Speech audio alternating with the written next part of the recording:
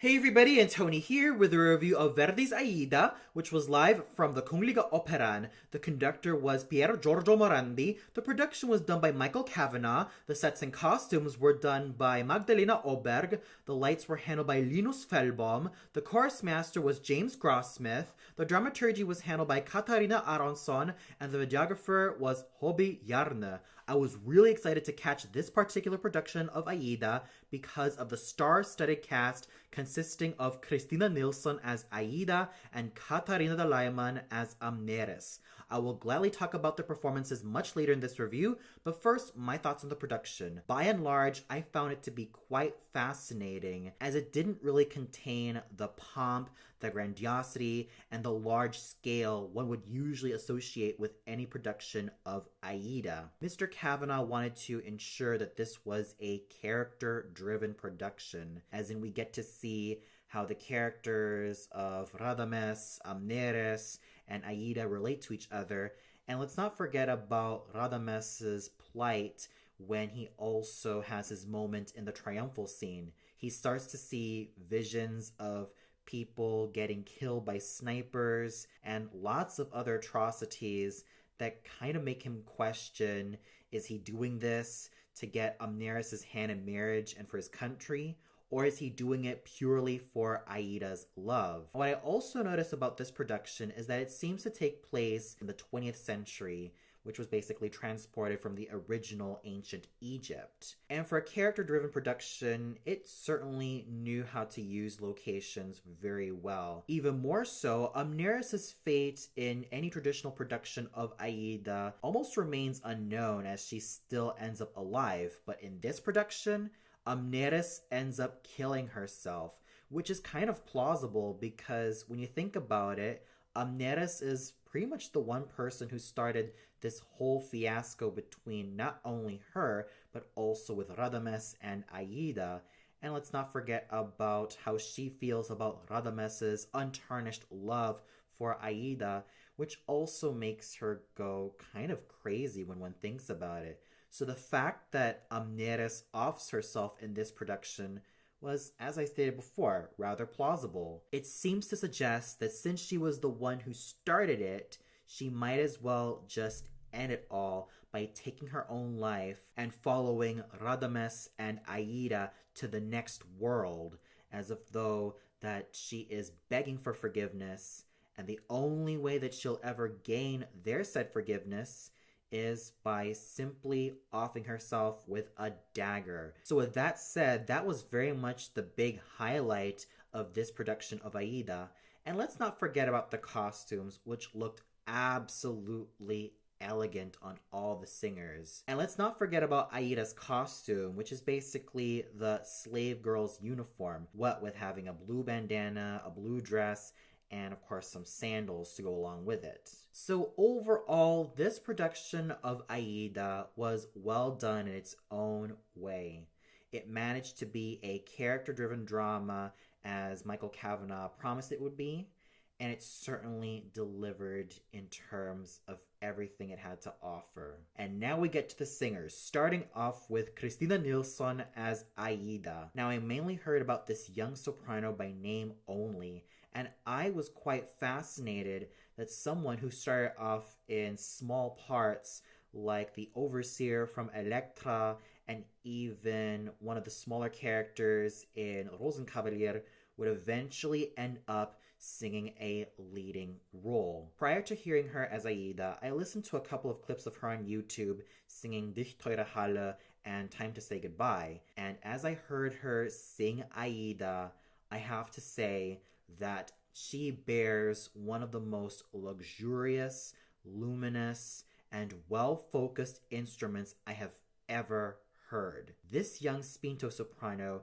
is on the cusp of great international fame. I was initially fearful for her because she's only about 27 or 28 years old, and usually the danger of having singers singing roles like this is that they might not have enough meat in their voice, or they might end up damaging their voices at an early age. But those fears and all that skepticism subsided when I heard her sing. Miss Nilsson certainly has a secure technique, and she was able to float through certain notes so flawlessly. And of course, her timbre is very well focused, it's clean, it's polished, and I really wish the best for her. I can definitely see her in roles like Desdemona from Otello, Amelia Grimaldi from Simon Boccanegra, Aitra from the Egyptische Helena,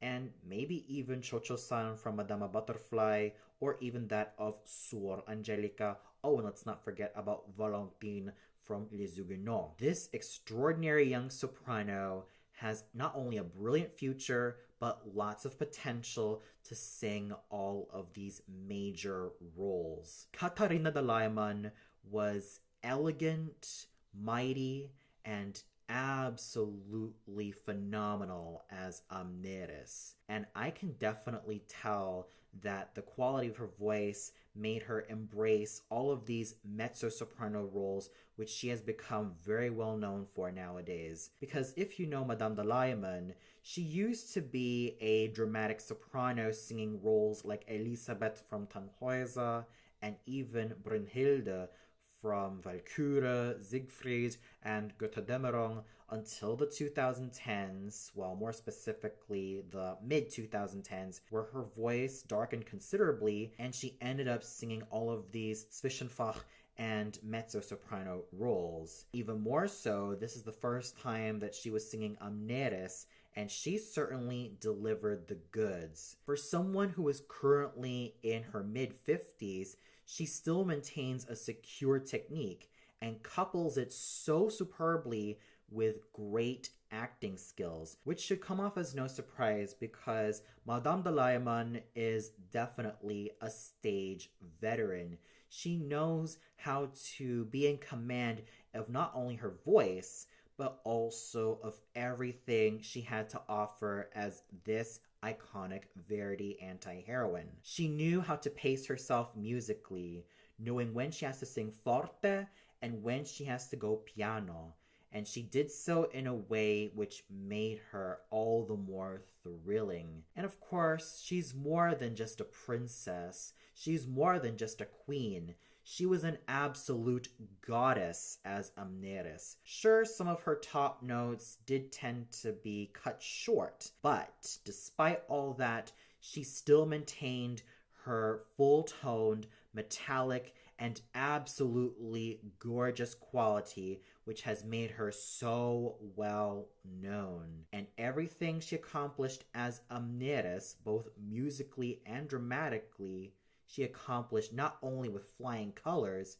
but exceptionally all the way through. Ivan de Fabiani was a handsome and dashing Radames. He certainly created a youthful and absolutely charming hero with this particular role. However, if you know me, I prefer it when a Heldentenoir sings this role.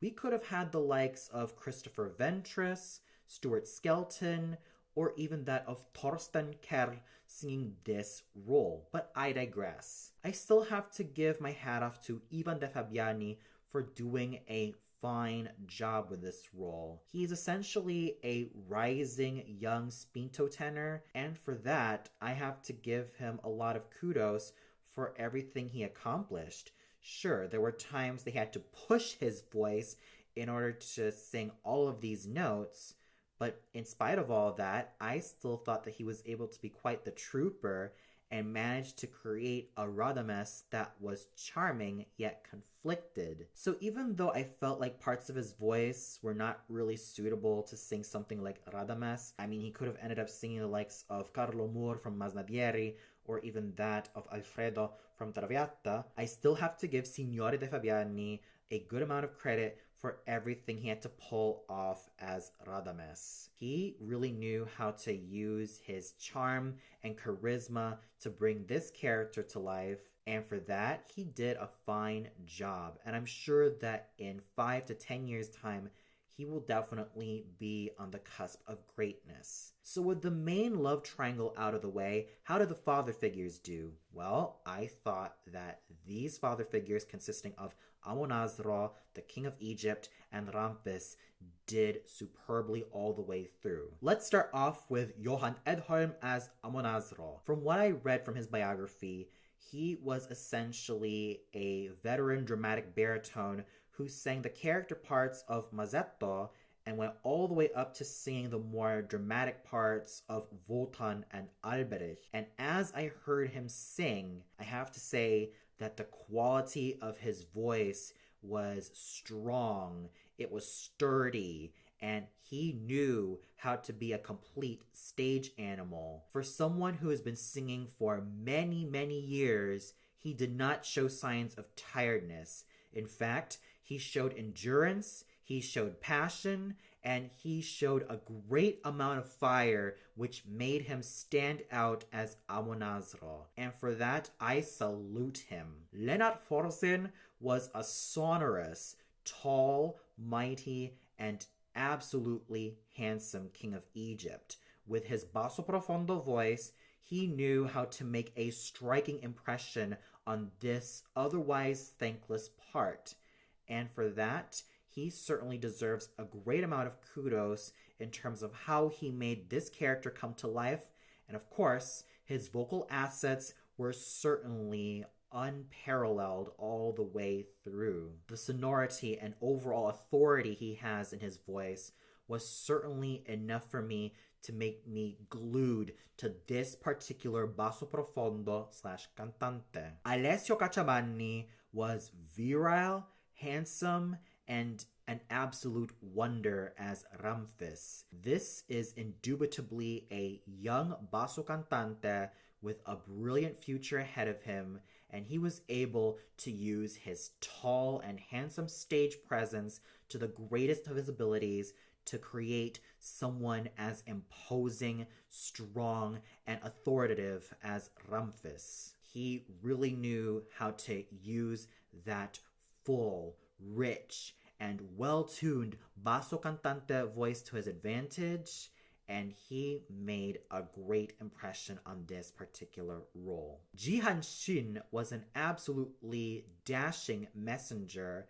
all thanks to his well-tuned lyric tenor voice, and of course, his abilities to make the best out of this small character. And Jessica Forzel's priestess was gorgeously sung and marvelously acted. So overall, the singing was absolutely great all around, especially when you have such two stellar leading ladies like Christina Nilsson and Katarina Dalayman stealing the show as the Ethiopian princess and the Egyptian princess.